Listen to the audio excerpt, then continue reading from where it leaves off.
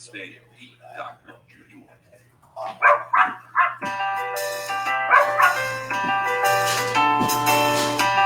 Find out.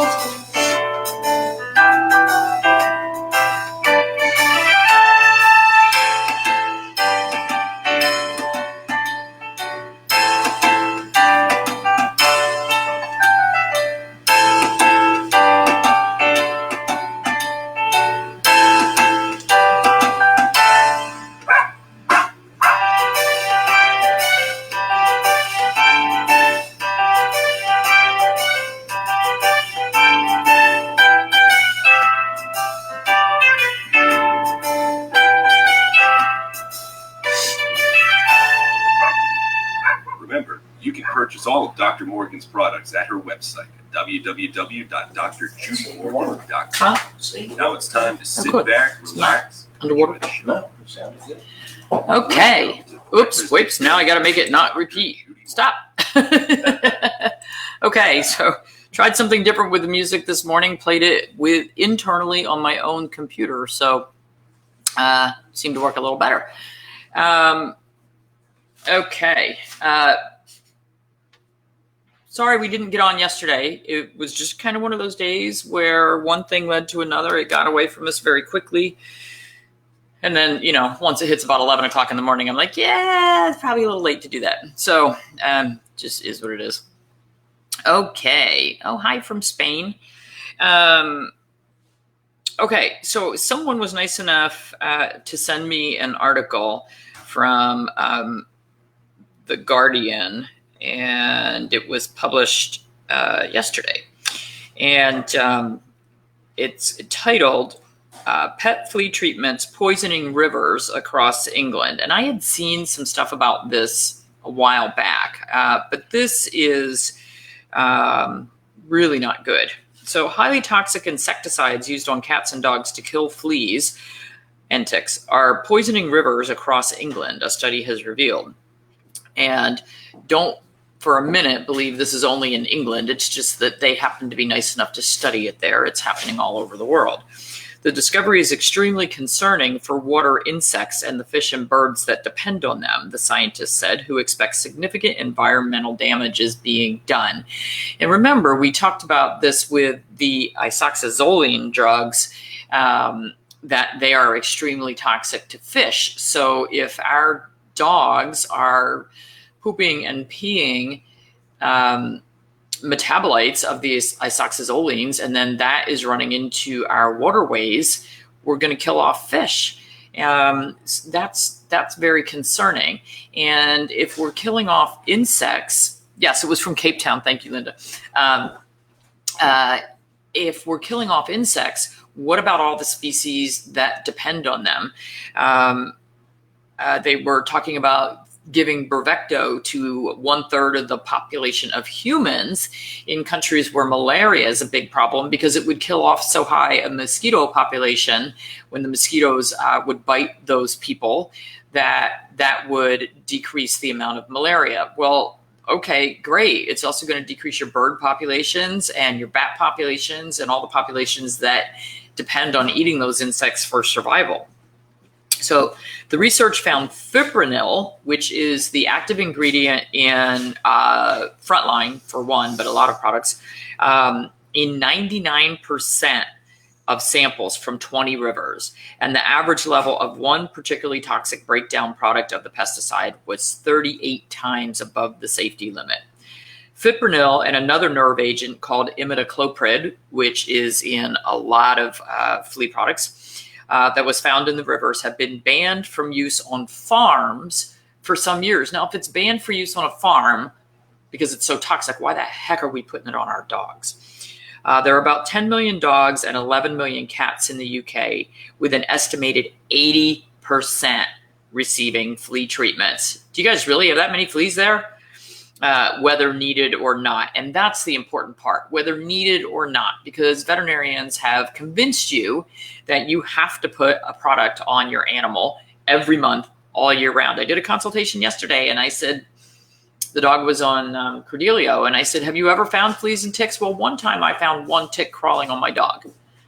They don't have a flea and tick problem. Credelio does not repel. It only kills them once they bite your pet. So it was pretty easy to convince her that she didn't need to use a monthly product on her dog because she just doesn't have a problem. And the drug is causing more problems for the dog. So the researcher said the blanket use of flea treatment should be discouraged and that new regulation is needed. You think? Currently, the flea treatments are approved without an assessment of environmental damage. And I think that the FDA and whoever is responsible in Europe need to be looking at environmental toxicity when they're approving these drugs. It's not just, how many animals is it going to kill? What's it going to do to the environment? And what are the metabolites going to do? So fipronil is one of the most commonly used flea products. Recent studies have shown it degrades to compounds that are even more toxic to most insects than fipronil itself. Our results are extremely concerning. I couldn't quite believe the pesticides were so prevalent. Our rivers are routinely and chronically contaminated with both of these chemicals. The problem is these chemicals are so potent, even at tiny concentrations. We would expect them to be having significant impacts on insect life in the rivers. One flea treatment of a medium-sized dog with imidacloprid contains enough pesticide to kill 60 million bees. Pretty sure bees are important for pollination, for the foods that we eat. We're killing off our food chain, folks. The first report of high levels of neonicotinoids such as imidacloprid in rivers came in 2017. That's the one I remember, from the conservation group Bug Life, although the study did not include fipronil. Aquatic insects are known to be vulnerable to the neonicotinoids, and Dutch research has shown chronic waterway pollution led to sharp drops in insect numbers and falls in bird numbers. Aquatic insects are also declining due to other pollution from farms and sewage, with just 14% of English rivers in good ecological health. And I'm going to bet you that those studies haven't even been done here. The new study, published in journal Science of the Total Environment, includes almost 4,000 analyses of samples gathered by the Environment Agency in 20 English rivers between 2016 and 2018. Fipronil was detected in 99% of samples, and a highly toxic breakdown product called fipronil sulfone was found in 97%. Average concentrations were between 5 and 38 times higher than their chronic toxicity limits. Fipronil was banned from use on farms in 2017, but was little used before that. Imidacloprid was banned in 2018 and was also relatively little used in recent years. The researchers found the highest level of the pesticides downstream from water treatment plants, showing that urban areas were the main source and not farmland. The washing of pets was already known to flush fipronil into sewers and then rivers, while dogs swimming in rivers provides another pathway for contamination. It has to be the flea treatments causing the pollution. Really, there's no other conceivable source.